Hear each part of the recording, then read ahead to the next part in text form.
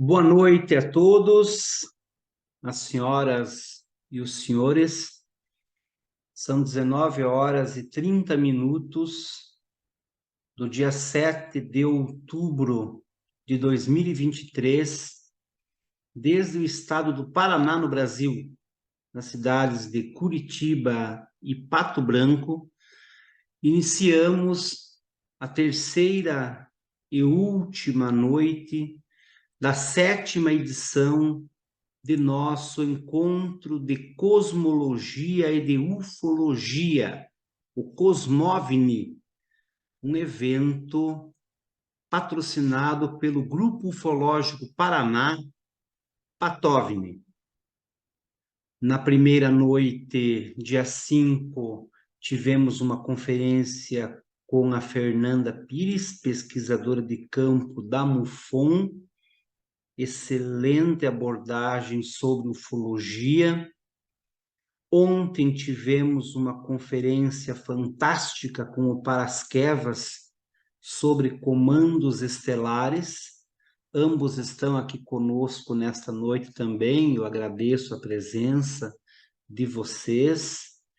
E hoje vamos abordar aspectos, vamos dar algumas pinceladas a respeito daquilo que se pode denominar de exociências sociais, de modo que assim estaremos cumprindo a programação proposta para a 7ª edição do nosso Cosmovni, já pensando nas seguintes.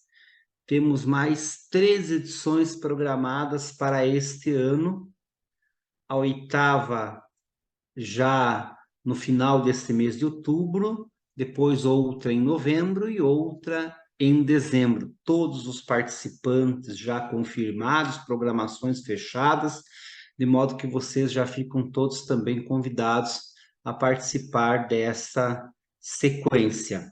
Quero registrar a presença especial também de nossa conselheira, a professora doutora Mônica Borini, que está aqui nos prestigiando igualmente, e agradecer a cada um de vocês que nos prestigia, que participa conosco das atividades do grupo ufológico. No início era Pato Branco, né? O Patovni, por isso até Patovni, Pato OVNI, mas aí agora crescemos. Estamos sediados então em Curitiba e mantivemos o nome Patovni, ampliando, porém, vamos dizer assim, a base territorial do nosso grupo para o estado do Paraná.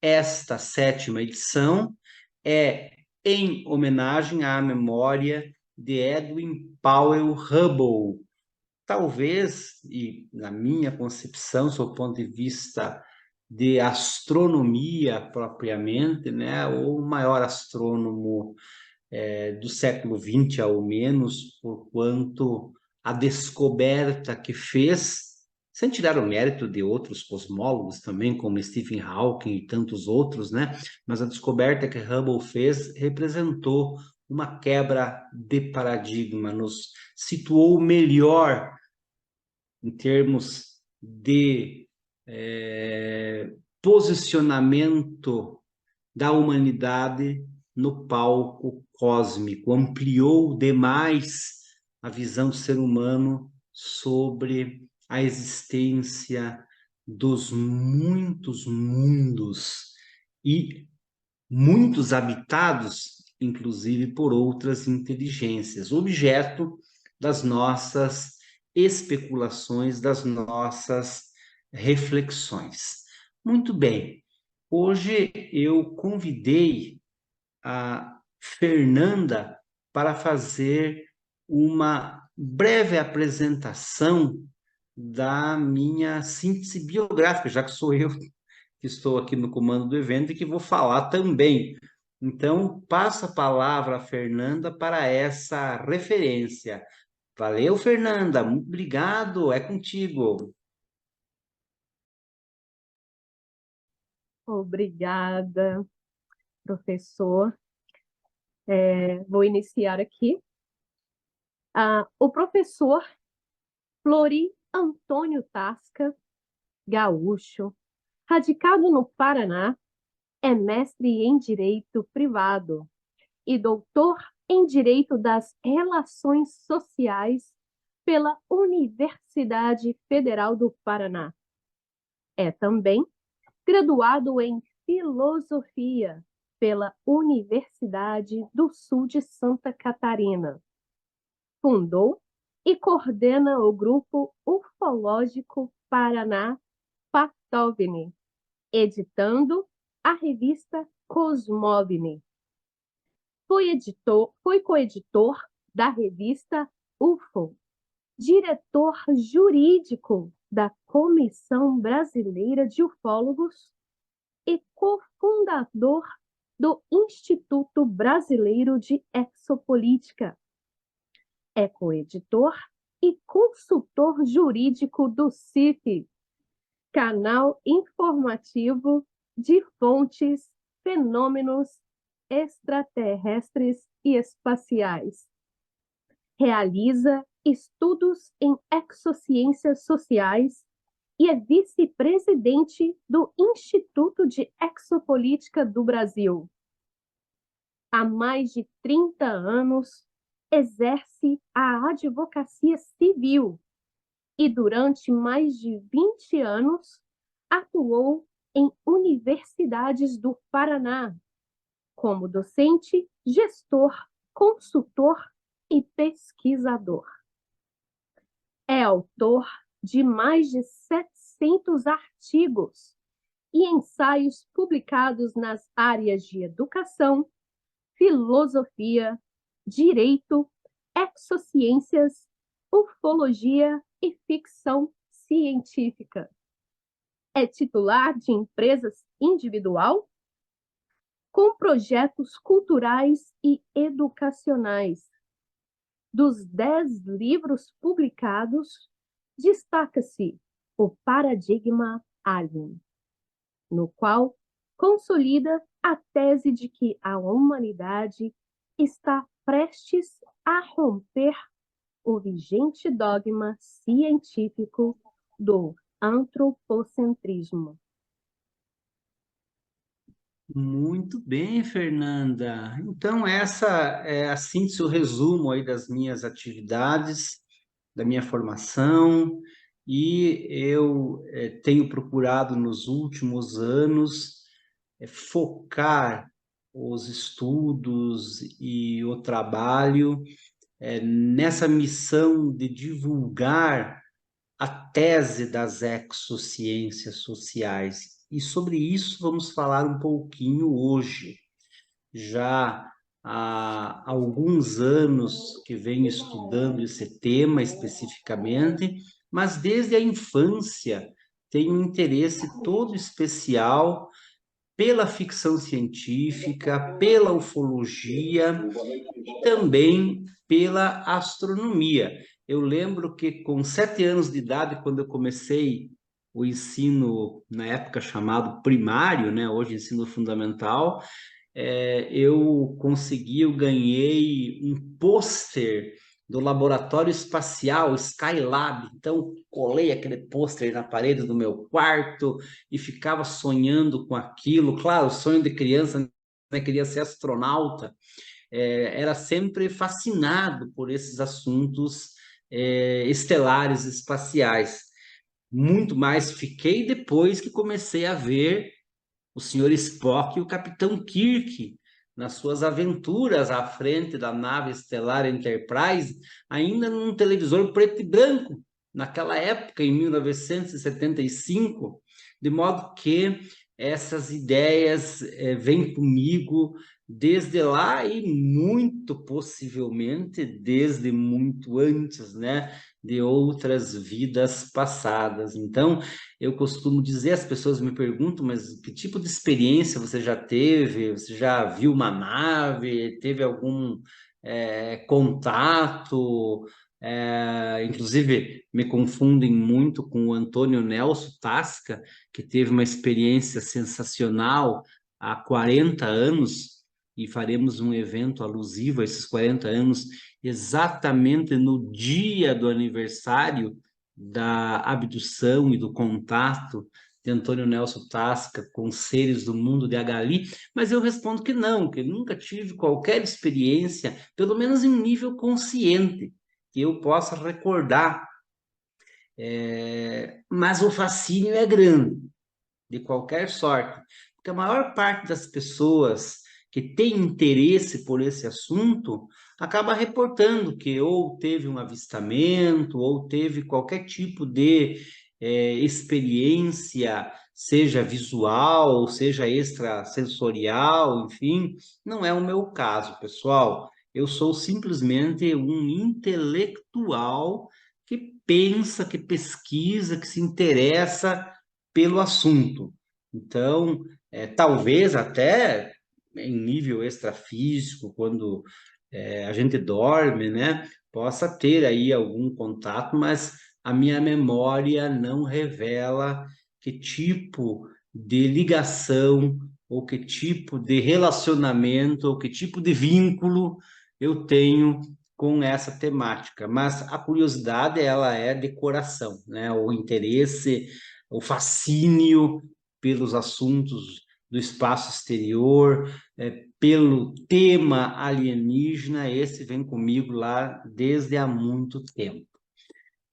E hoje, então, vamos fazer uma reflexão rápida, é claro, de certo modo até superficial, por que não dizer, dada a vastidão do tema, a respeito das chamadas exociências sociais.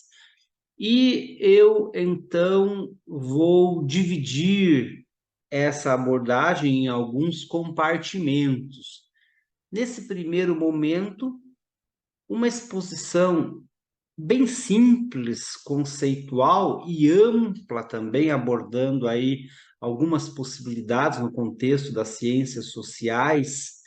Depois, um enfoque maior em duas delas, a política e o direito, mas ainda numa perspectiva panorâmica, como o próprio nome da proposta de conferência diz.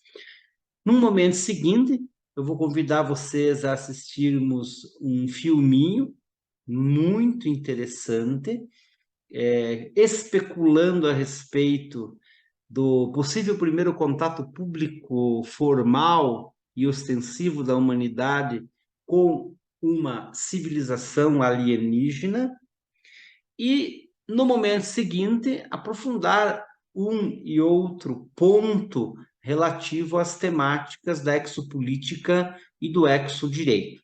Aí, finalizando a exposição, a gente abre o espaço para questionamentos, para debates, enfim, para a interlocução, a troca de ideias.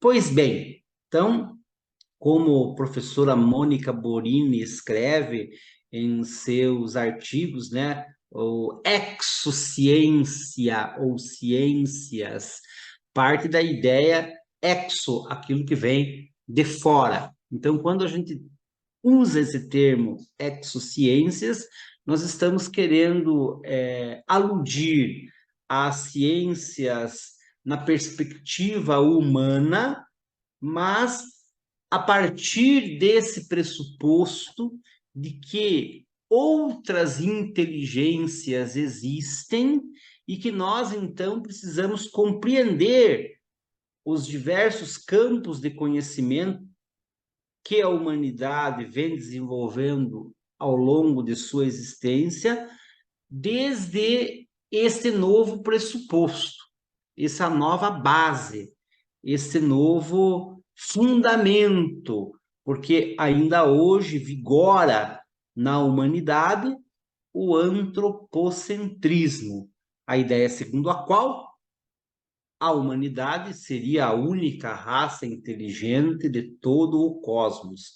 Esse é o paradigma científico ainda vigorante, embora ele esteja prestes a ser rompido, conforme falarei um pouco mais na sequência. Mas vamos afunilar essa temática para as ciências sociais. Por quê? Nós poderíamos dizer da existência de uma biologia a partir desse pressuposto. Então, a exobiologia é um tema de interesse, de estudo, de, inclusive, cientistas, e sob o patrocínio da própria Agência Espacial Norte-Americana, a NASA, e de outros organismos também científicos, civis e militares. Nós poderíamos, então, tratar de qualquer ciência a partir desse pressuposto exo, aquilo que vem de fora. Nós vamos afunilar para o campo das ciências sociais, que estuda o funcionamento, a origem, o desenvolvimento, a organização dos grupamentos, das sociedades. Estuda os seus processos históricos, as suas transformações, os seus conflitos, as suas características, os seus hábitos, enfim. Amplamente considerado o conjunto da humanidade, se estamos a tratar das ciências sociais a partir da nossa existência aqui neste planeta Terra. Mas, obviamente, iremos extrapolar essa compreensão para o campo alienígena. Então, iniciamos com uma referência a respeito da antropologia e cogitando da possibilidade de uma exoantropologia. Antropos é o ser humano. Então, haverá, por acaso, mais de uma humanidade? A casuística ufológica, a tipologia extraterrestre alienígena nos indica que sim. Então, a antropologia se ocupa do quê? De estudar o ser humano, a sua origem, as suas características físicas, culturais, a sua linguagem, dentre vários outros aspectos. O antropólogo, quando estuda, quando vai a campo, quando elabora as suas reflexões, ele questiona como se formaram os seres humanos, como o indivíduo está posto nas suas comunidades, de modo que, quando vamos extrapolar essa compreensão para pensarmos em outras humanidades, questionamos as mesmas, vamos dizer assim, origens, as mesmas características, fazemos interrogações semelhantes em relação a outras humanidades. Por exemplo, quando, em 1958, Arthur Berlet, o gaúcho, funcionário público lá de Sarandi, no Rio Grande do Sul, foi levado até o planeta Acarte, ele teve a oportunidade de fazer algumas dessas perguntas ao seu anfitrião, a Cork, que com ele permaneceu durante 9 dias. Já houve ali, então, nesse exemplo unicamente citado, que há tantos outros oriundos da casuística ufológica, uma semente lançada para essas reflexões que fazemos hoje. E a sociologia? Então, partimos do indivíduo para a sociedade. Então, a sociologia estuda as sociedades a partir da interação entre os indivíduos, os fenômenos associados a essa interação. A sociologia estuda a estrutura social dos grupamentos, desde a célula da sociedade, a família, até mesmo as castas de uma determinada sociedade, as classes sociais. Seria possível, a partir de então, nós pensarmos numa exosociologia? A resposta óbvia é sim. Agora, da organização individual e coletiva, nós precisamos pensar na estrutura de poder, que é propriamente objeto da ciência política, as regras estruturantes dessa sociedade, ou do convívio das pessoas, desses grupamentos, Então, aqui nós temos o conceito de Estado, o conceito de poder, o conceito de governo, de organização política, e todas as civilizações da história da humanidade tiveram, na essência, a estrutura de poder, a estrutura governamental, a estrutura política, o que é objeto da ciência política. E a exopolítica surge, então, como a primeira ciência social elaborada ou proposta ou sugerida já na década de 1970 por Alfred Lambremont Webre, que passou, então, a partir da casuística ufológica, a produzir uma série de estudos teóricos a respeito das possibilidades e dos limites sugeridos pela presença alienígena no planeta Terra, de modo que a exopolítica venha a ser, talvez, assim, a principal ciência social em desenvolvimento nessas décadas a partir de 70, de 1970, com mais ênfase a partir do ano 2000, quando foram lançadas as bases teóricas mais sólidas dessa ciência, ou dessa protociência, ou desse campo filosófico de especulação, por parte de Alfred Webre e também por parte do professor Michael Salla, figuras que nós abordaremos em linhas gerais nessa noite de hoje. Mas, para encerrar essa exemplificação, precisamos também fazer uma referência ao fenômeno jurídico, ao regramento, porque enquanto a política se organiza nos termos de relacionamento entre os grupamentos sociais, estruturantes, enquanto a política se ocupa do governo, da gestão de uma determinada sociedade, o direito dá a força necessária para condicionar os comportamentos das pessoas que vivem em sociedades.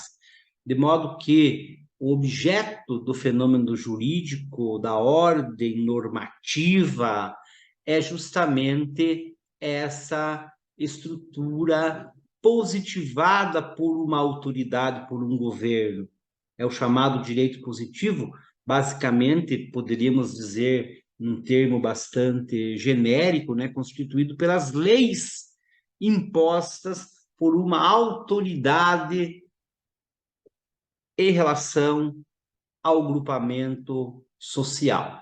E quando a gente trata do fenômeno jurídico, do direito, nós costumamos também dividir em dois grandes campos. Um deles é esse, da positividade, das leis impostas por uma autoridade, e o outro é o direito da natureza, o jusnaturalismo, aquilo que é, quiçá, determinado por uma autoridade legislativa maior, divina, uma ordem natural que engloba todas as leis necessárias à existência de tudo no cosmos. Então, aí são as leis químicas, físicas, biológicas, matemáticas e também as leis morais, as leis éticas, que orientam, ou pelo menos devem orientar, conforme o grau evolutivo de cada comunidade,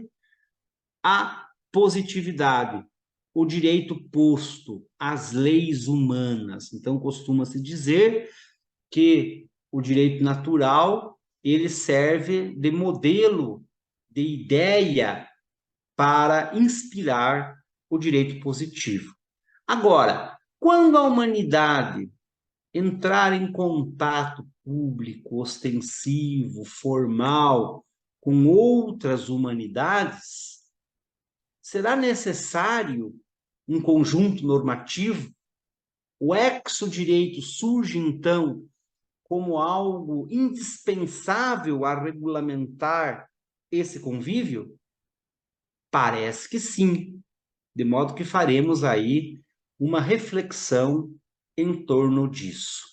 E aí nós temos duas maneiras de enxergar esse fenômeno das exociências, nomeadamente da exopolítica, que destoam de alguma forma, mas, conforme nos diz a casuística ufológica, essa dissonância também encontra alguns parâmetros de interpenetração, vamos dizer assim, de troca. São as visões mais idealista do fundador da exopolítica, Alfred Webre, e a mais empírica, vamos dizer, mais realista do professor Michael Salla. E tudo que eu vou dizer aqui em relação a esses dois autores, que são as principais expoentes da exopolítica ainda nos dias de hoje, Alfred Webre vivo, eu fundamento em dois livros. Um, do Webre, Exopolítica, a política, o governo e a lei no universo. E do professor Michael Salla, a exposição das políticas do governo dos Estados Unidos sobre a vida extraterrestre. Por que eu faço essa delimitação? Porque, eventualmente, alguém poderá dizer, por exemplo, que Alfred Webre também tem muitas ideias que são semelhantes àquelas expostas pelo professor Michael Salla. E o inverso também é verdadeiro. O professor Michael Salla tem exposto, especialmente por último, algumas ideias que são consentâneas, que são coerentes, que batem com aquilo que expõe Alfred Webre nesse livro de Exopolítica, que é o primeiro livro, o pioneiro, o fundamental a respeito dessa temática. Então, quais são essas ideias, basicamente? Então, eu vou fazer agora uma síntese da ideia de cada um deles, e depois, no terceiro momento, após nós vermos o filminho, aí nós vamos destacar alguns aspectos, aprofundar uma e outra variável para que possamos, então, fomentar uma discussão, um diálogo no momento final do nosso encontro. Pois bem, eu poderia, desde logo, ilustrar com duas séries de ficção científica, que eu acredito que seja, assim, uma analogia bastante coerente daquilo que cada um dos autores, dos teóricos, postula em relação à exopolítica. A obra de Alfred Webre, neste livro especificamente, né, até melhor dizendo, né, não a obra, né, o ideário exposto nesse livro é tipo Jornada nas Estrelas, Star Trek. Enquanto o ideário exposto por Michael Salla na sua exposição das políticas do governo dos Estados Unidos sobre a vida extraterrestre deve ter servido de base para que os roteiristas de Arquivo X tenham escrito os capítulos desta famosa série, ou vice-versa, porque parece muito com a trama de Arquivo X.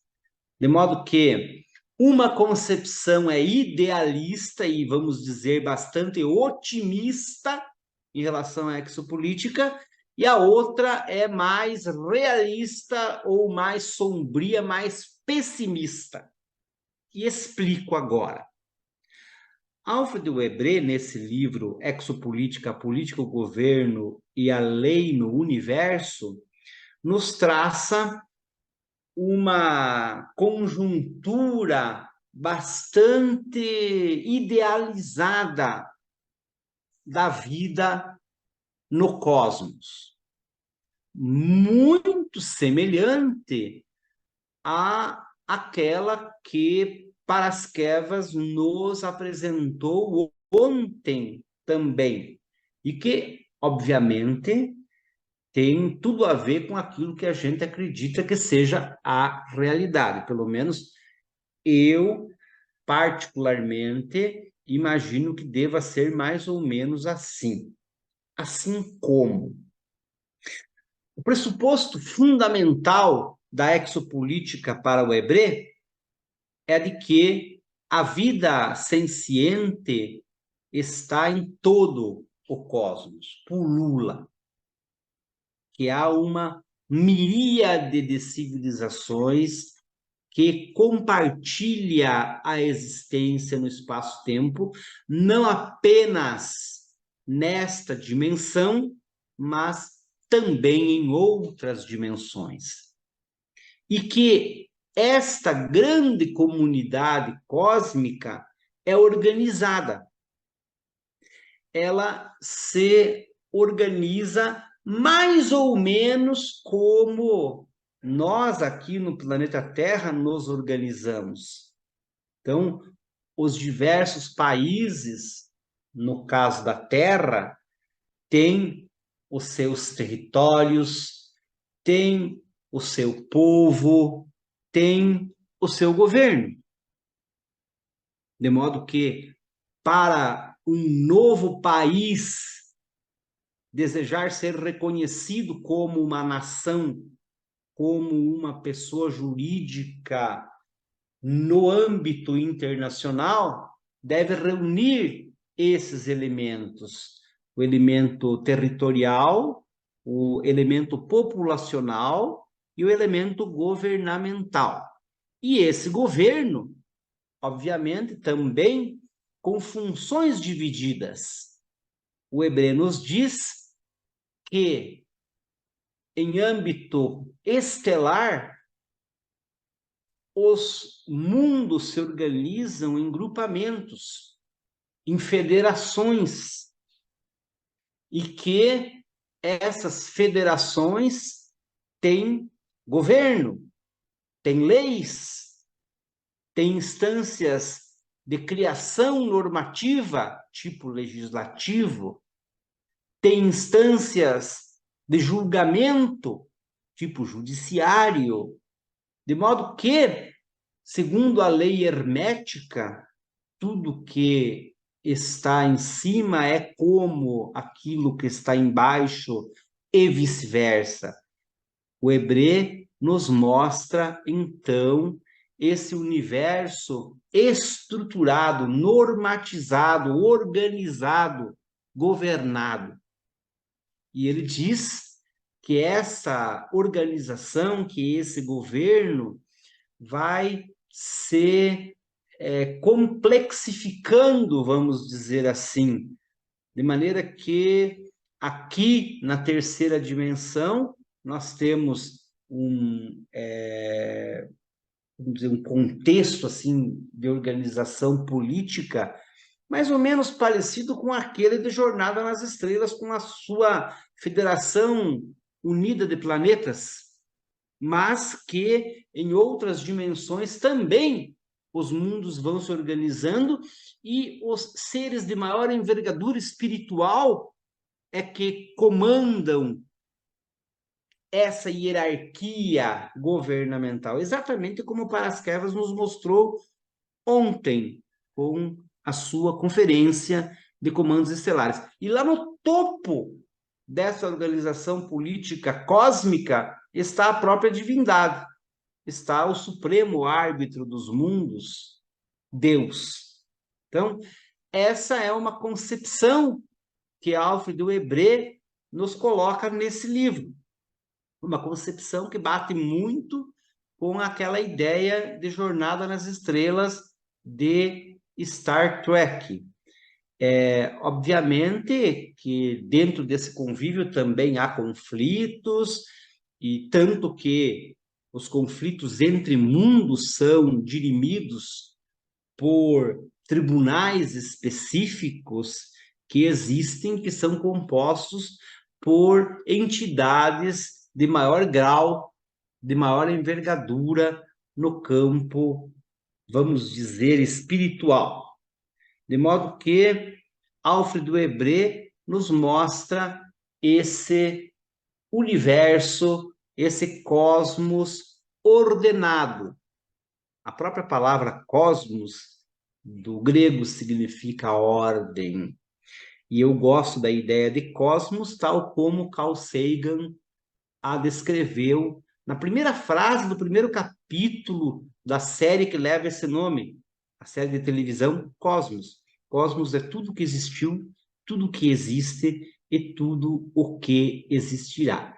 Alfredo Weber nos diz também que a Terra, outrora, esteve inserida num contexto estelar, mas que por alguma razão que ele não explica qual, nesse livro, ao menos, ela foi alijada, de modo que nós estamos aí numa espécie de quarentena, ele até usa essa expressão, quarentena, aguardando o momento para voltarmos ao convívio estelar. Por isso, então, é que ainda não há um contato público ostensivo e formal da humanidade com outras inteligências. Então, Jornada nas Estrelas é aquilo que a ficção científica nos mostra do convívio da humanidade com outras raças, inclusive também em alguns episódios nós vamos encontrar, né, raças energéticas, raças super evoluídas que têm um grande poder sobre a natureza. Enquanto Michael Salla, neste livro Exposição das Políticas do Governo dos Estados Unidos sobre a Vida Extraterrestre, nos mostra um cenário mais sombrio, de intervenção alienígena no planeta Terra, denunciando abduções, experiências genéticas, manipulações mil, uma agenda alienígena de dominação da humanidade, bem ao estilo Arquivo X. Michael Salla parte, então, daquele famoso caso ocorrido, reza a lenda, né? Na década de 1950, nos Estados Unidos, quando 3 naves espaciais baixaram na base aérea Andrews, é isso, né, Fernando? Depois você me corrige. E exigiram a presença do presidente Dwight Eisenhower para estabelecer um tratado interplanetário para uma missão diplomática, vamos dizer assim. Este caso é emblemático no campo da ufologia e, a partir dali, a humanidade teria ficado meio que à mercê de uma raça alienígena que aqui está presente até hoje e que teria aí liberdade para cometer aquilo que, desde o nosso ponto de vista normativo, jurídico, em qualquer lugar do mundo, significa a violação de direitos humanos, como o sequestro de pessoas, então a abdução, como a realização de experiências físicas, genéticas e de controle mental sem o consentimento desses sequestrados. Então, tudo levando a uma ideia, assim, menos romantizada, menos idealizada, mais crua e muito reportada na casuística ufológica. Há aí N casos denunciados nesse sentido, então, de presença alienígena no planeta Terra, significando dizer que, diferente daquela visão mais ideal e mais romântica, nós estaríamos à mercê de raças tecnologicamente mais evoluídas, mas moralmente nem tanto, que aqui estão para os seus próprios propósitos, para as suas próprias agendas, que não são necessariamente coincidentes com o progresso, com o bem-estar, com o benefício da raça humana, da humanidade. Então, essas as duas visões dicotômicas, de certo modo, mas em algum momento, especialmente em outras obras de ambos os autores, elas acabam se aproximando. Por exemplo, o professor Michael Salla recentemente divulgou a existência de uma diretriz de intervenção ou de não intervenção de mundos mais evoluídos em relação ao planeta Terra. Aliás, foi até o Edson, que está conosco aqui hoje, que me deu notícia a respeito disso, e ela parte mais ou menos da mesma ideia de Jornada nas Estrelas. Sob o ponto de vista do desenvolvimento tecnológico, enquanto a humanidade não atingir um certo patamar, nós não estaríamos ainda prontos para uma interação pública com inteligências mais evoluídas, nessa perspectiva científica e tecnológica, não propriamente moral, o que é uma outra ideia distinta. Então, em Jornada nas Estrelas, por exemplo, quando foi que os vulcanos se fizeram presentes publicamente no planeta Terra? Quando a humanidade desenvolveu o motor de dobra estelar. Então, quando a raça humana chegou num determinado ponto de evolução científica e tecnológica, e é bem coerente com isso que Michael Salla nos diz nesse texto sobre a diretriz de não interferência, então os aliens se fizeram presentes, visíveis, e começaram a interagir publicamente com a humanidade. Quem é fã de Jornada nas Estrelas sabe que há aí uma exceção, e até mais de uma, em relação a essa ideia. Mas, enfim, só para mostrar que um desses autores acaba absorvendo também um pouco das ideias de outro, como é o caso de Alfred Webre, que também, por último, tem se manifestado bastante a respeito do intervencionismo alienígena no planeta Terra, especialmente em relação a reptilianos não tão evoluídos como aqueles até que Paraskevas nos referenciou na conferência de ontem, porque tanto em relação a humanos quanto em relação a outras raças ainda não tão evoluídas espiritualmente, há os bons e os nem tão bons assim. Então, essa primeira parte do nosso encontro para contextualizarmos as reflexões que vêm a seguir. Agora, eu vou pedir para o Diego passar o filminho a fim de que nós possamos avançar na nossa discussão a partir desse filminho. Talvez alguns conheçam, mas eu tenho certeza que para muitos será surpresa. Diego, é contigo.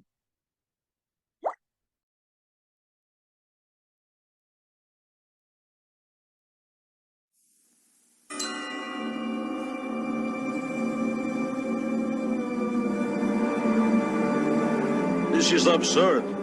We have no assurance that this so-called emissary is not hostile. But the radio message said he was an ambassador. How many ambassadors have preceded invasion in our own Earth history? The United States would do well to follow Soviet lead and placing their troops on alert. For God's sake, this is the first contact humanity has had with extraterrestrial intelligence. Do you want them to think we're savages? Thinking with our guns instead of... People of the Earth, attend my words. 2 million years ago, my people began a vast seeding program. We sped up evolution on several thousand planets, bringing forth life where there had been none. Your Earth was one such planet. In a sense, you are our children, and like watchful parents, we've kept an eye on you. But you have not come far enough. We see that you have a small talent for war. We've seen your primitive conflicts, your crude weapons, your petty bickering over borders, and the nuclear balance of terror which precludes any real victory, and we despair. We bred you for finer things, and you have failed miserably to produce the potential we nurtured in you so long ago, and so the experiment is over. Within a day, our armada will be in position around your Earth. At that time, all life on your planet will be destroyed.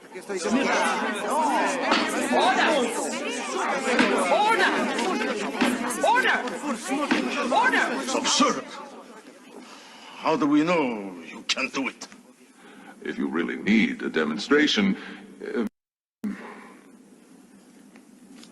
keep watching the skies.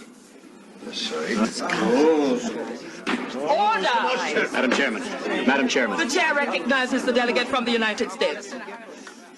Mr. Ambassador, surely you don't mean to condemn our race to death without giving us a chance to speak in our own defense. Surely that's not fair. The universe, Mr. Fraser, is not fair. Do you think we made this decision in haste? We've been debating it for many centuries. Centuries? Oh, yes. We are a very long-lived and patient people, but even our patience has limits. You must give us one more chance. You've had your chance, many of them, over the centuries. Yes, that's true, Mr. Ambassador. It's true, but we've never had this much motivation. You say what? Your ships are arriving in a day. Give us that much time, one day. What do you think you can accomplish in so short a time? I don't know, but you must give us one chance. At least let us show you the potential you saw in us at the dawn of time.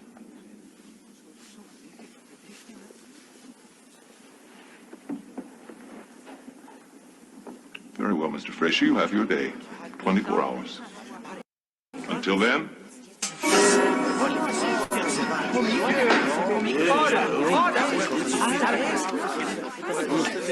Order! Please, if ever there was a time for us to put aside our differences, it is now. I am not convinced. Before we enter into peace negotiation, I must have proof that this threat is real. Proof? Proof? You've seen their spaceships. You just now saw him disappear. What else do you want? Excuse me. The Royal Observatory in Greenwich. They say it's urgent. He said keep watching the skies. Halley's Comet. It's gone. We've got to find everything we can. Disarmament, aid conferences, League of Nations, World Court, SALT Treaty. Sure, everything that's never worked before. Why should it work this time? Damn it, we don't have time to start from scratch. It'll work. Because it has to work.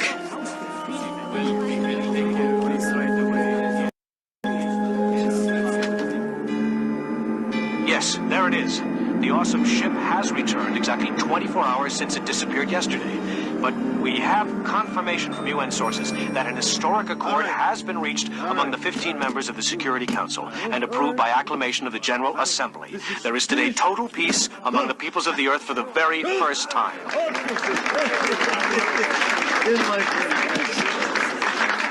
luck to us, my friend. Good luck to us.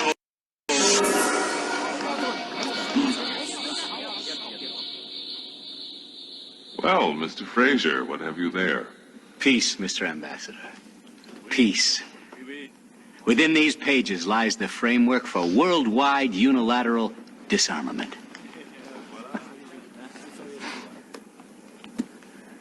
We, the people of the earth, have at last made common cause against our own primitive savagery.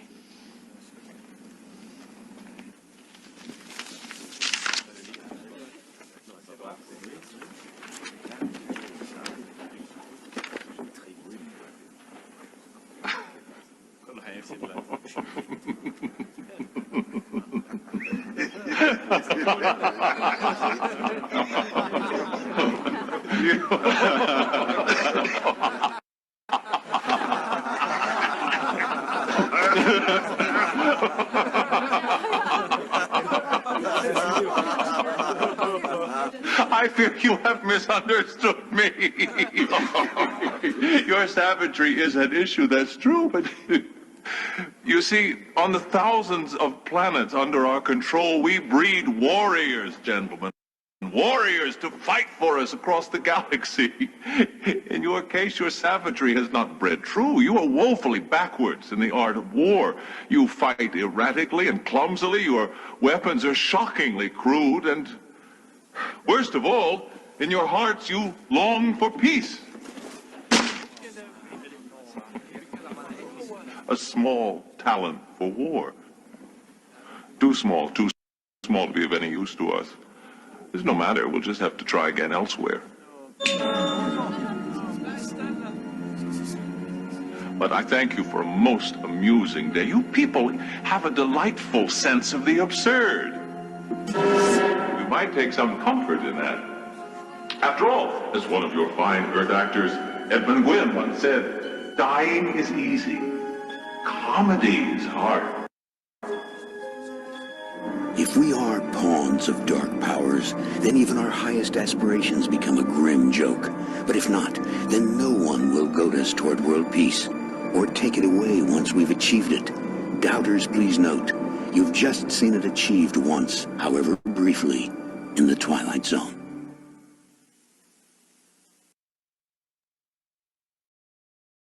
Muito bem, pessoal.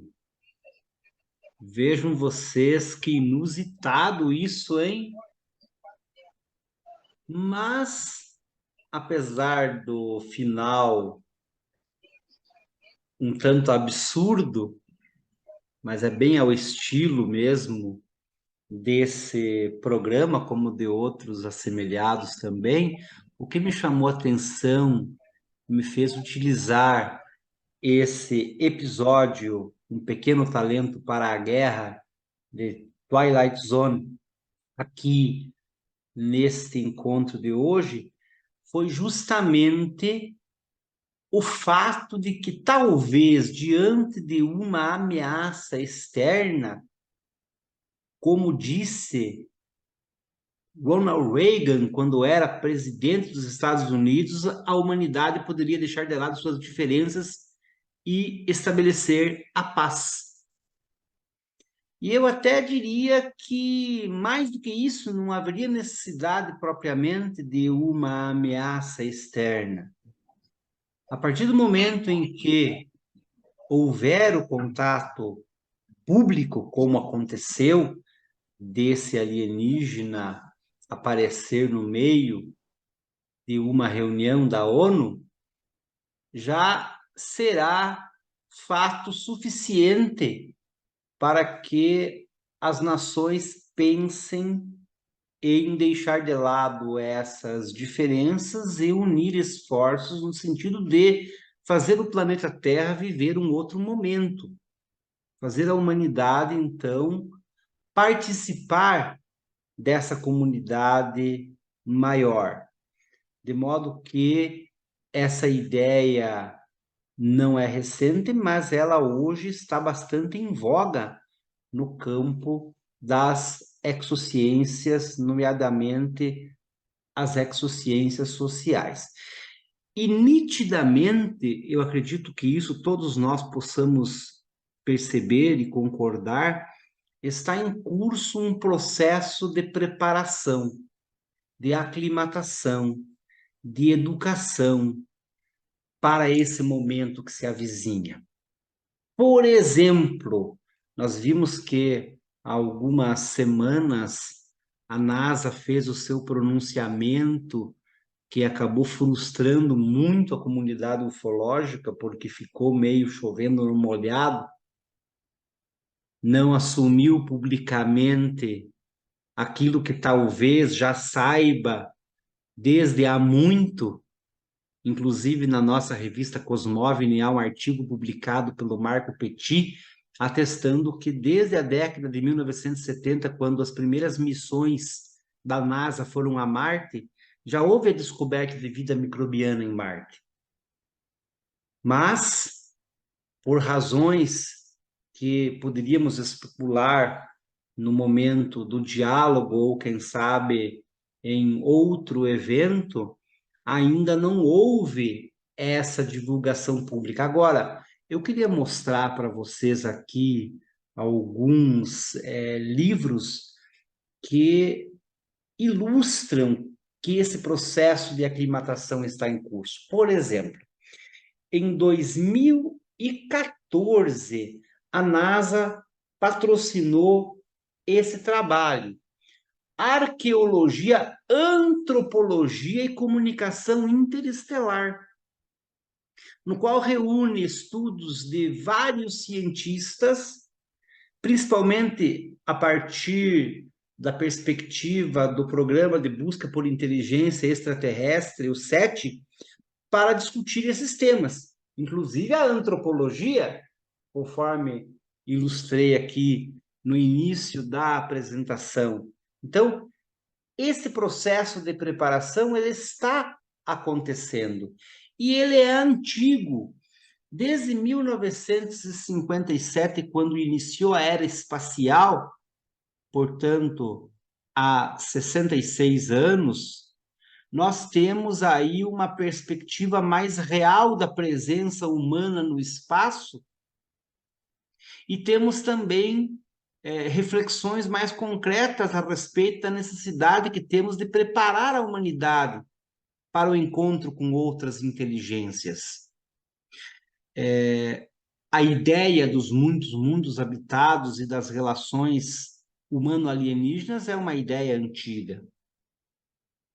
Os filósofos da antiguidade, tanto da Grécia quanto de Roma, para tratarmos dos principais pilares culturais do Ocidente, já defendiam a pluralidade dos mundos habitados. E eu sempre gosto de mostrar este livro, é uma revista jurídica, na verdade, a revista Forense, edição 177 de 1958, no qual um dos maiores autores de direito internacional da época, brasileiro Haroldo Valadão, fez publicar um artigo chamado Direito Interplanetário e Direito Intergentes Planetárias. O que é que o professor Valadão defende nesse artigo? Que a partir da era espacial, com a humanidade, então, lançando o seu primeiro satélite artificial, seria muito provável que, não em muito tempo, a humanidade encontrasse outras inteligências que fizesse contato com outras humanidades. E a partir daí, seria necessário estabelecer um relacionamento diplomático e mesmo jurídico, normativo.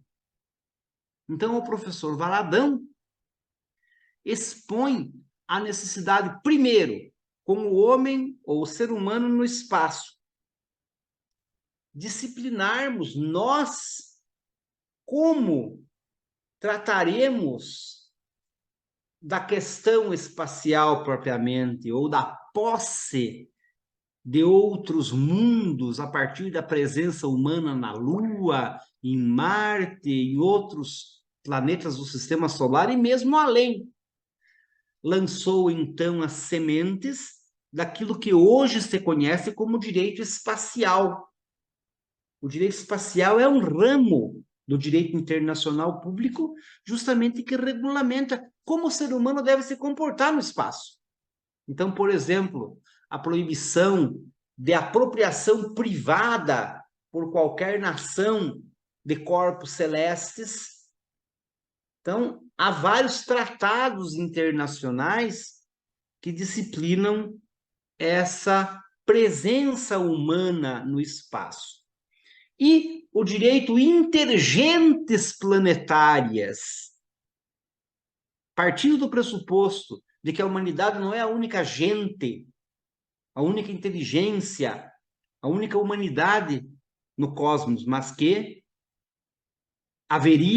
há outras. Então, como, em que bases a humanidade vai se relacionar? Como nós devemos nos preparar para esse relacionamento com outras inteligências? Então, já há mais de 6 décadas, nós temos lançada a semente daquilo que hoje nós denominamos de exodireito. E esse tema vem ganhando corpo também, e inclusive vem adentrando até mesmo as academias. Por exemplo, eu tenho aqui um trabalho de conclusão de curso que foi defendido no ano de 2014, também aqui na Universidade Federal do Paraná. A origem jurídica, ou melhor dizendo, a ordem jurídica sob a hipótese do contato extraterrestre, do Gilson Fais, que eu tive também a alegria, a oportunidade de conhecer, no qual ele defende justamente isso, né? Quando acontecer essa interação humano-alienígena, então, as bases do relacionamento devem refletir dentro da nossa ordem jurídica uma reflexão muito importante, que eu também comecei a fazer já há alguns anos. Olha aqui, professora Mônica, a revista Exociência, editada pela professora Mônica, tanto quanto a revista Cosmovni, editada pelo nosso Patovni, é apenas virtual, é em PDF. Mas eu mandei fazer uma para mim aqui, ó, para poder registrar o primeiro artigo que, por deferência da professora Mônica, eu pude publicar a respeito disso. Então, da exopolítica ao exodireito.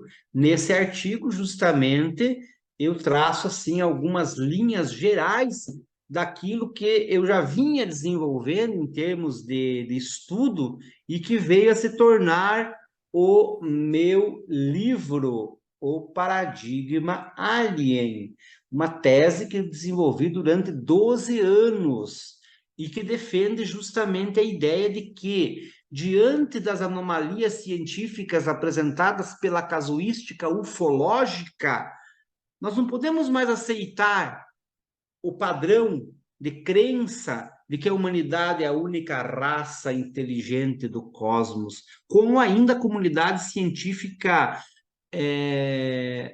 hegemônica, praticamente, defende. Então, por que é que hoje se discute tanto ufologia, inclusive em nível estatal? Então, nós temos aí audiências públicas acontecendo em congressos legislativos mundo afora. Vamos dar o exemplo dos Estados Unidos, do Brasil ano passado, do México agora recentemente, apesar daquela polêmica lá dos caixões e tal. Não vamos entrar nesse assunto, por favor, porque eu quero que universidades pesquisem isso e digam, né, desde o nosso padrão científico, se aqueles organismos são ou não são, ou podem ser ou não podem ser de origem alienígena, mas enfim, de qualquer sorte, se aqueles não são, certamente há os que sejam, porque não estamos sós, nunca estivemos, e precisamos nos preparar para o momento do contato sensível, do contato público, do relacionamento aberto com essas inteligências. É exatamente o que está acontecendo. Nós estamos fazendo isso agora, nesse instante aqui, nós que estamos reunidos nesse evento, aqueles que participam de tantos outros movimentos da ufologia, das exociências, têm esse interesse. A ficção científica exerce um papel fundamental também nessa preparação, porque acaba condicionando, né, a cabeça da grande massa a entender, a aceitar essa realidade muito maior. Até porque, matematicamente, isso, claro, vamos dizer, apenas em relação àquilo que nós consideramos vida inteligente, de acordo com o padrão conhecido por nós mesmos a partir da nossa própria experiência. Então, seres biológicos com base em carbono que se desenvolvem em mundos que têm certas condições físico-químicas. Então, a distância segura em relação à estrela, a presença de água líquida, bastando dizer que até poucas décadas se acreditava que a água era um privilégio apenas do planeta Terra, e hoje a comunidade científica toda já reconhece que tem água por tudo no cosmos, aí, em muitos corpos celestes do nosso próprio sistema, etc. e tal. Então, matematicamente, diante dos números atuais que nós estamos descobrindo, torna-se impossível que, a partir desse mesmo padrão biológico que nós vivemos, a humanidade seja a única raça inteligente. Bastando lembrar da equação Drake. Frank Drake, que inclusive é objeto de estudos nesse livro da NASA, que eu mostrei para vocês agora antes, desenvolveu na década de 1960 uma equação segundo a qual, a partir de certos parâmetros conhecidos por nós como indispensáveis, necessários para a formação da vida e o desenvolvimento da inteligência, conforme o número de estrelas conhecido ou estimado na Via Láctea, concluiu, naquela época, aí há 50 anos, mais ou menos, que na Via Láctea, na nossa galáxia, deve existir em torno de 10.000 civilizações.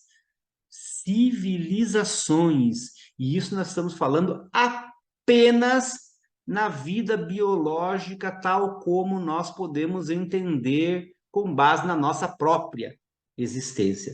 Não estamos falando em seres interdimensionais, em seres energéticos, em vida mesmo baseada em outras matrizes da natureza, né? Estamos tratando apenas da vida biológica fundada no carbono. Esse número é exponencialmente maior a partir de outras descobertas científicas, como, por exemplo, a existência de sistemas planetários em torno de estrelas menores. Isso é objeto de estudos da astronomia e de especulação por parte dos estatísticos, de modo que na Via Láctea, que é uma galáxia dentre as trilhões que se contam no universo observável, deve existir dezenas de milhares de civilizações. Isso, obviamente, apenas no universo, sem contar as dimensões paralelas, de modo que a vida é abundante e nós, a humanidade, uma raça ainda incipiente na sua infância, talvez, precisa se preparar para esse convívio, para essa abertura, para, enfim, o novo momento que se avizinha. E é essa a missão das exociências. Por isso, então, nós fechamos essa ideia toda com a clássica saudação do planeta Vulcano: vida longa e próspera. Ficando eu à disposição de vocês, e gostaria muito que vocês também se manifestassem para o momento seguinte da nossa, do nosso evento, da nossa interação. Agradeço muito a atenção de todos. Até daqui a pouquinho.